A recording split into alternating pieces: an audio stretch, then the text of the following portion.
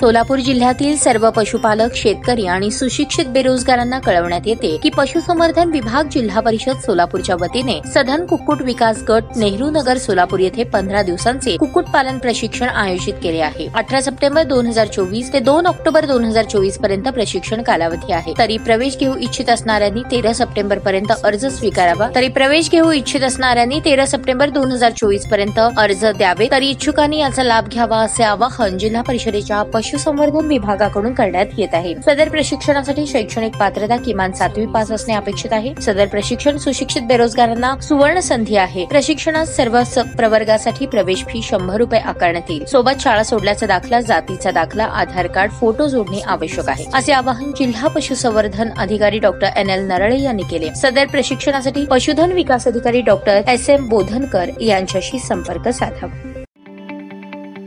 ताज्या बातम्या पाहण्यासाठी प्राईम महाराष्ट्र न्यूज चॅनलला सबस्क्राईब करा।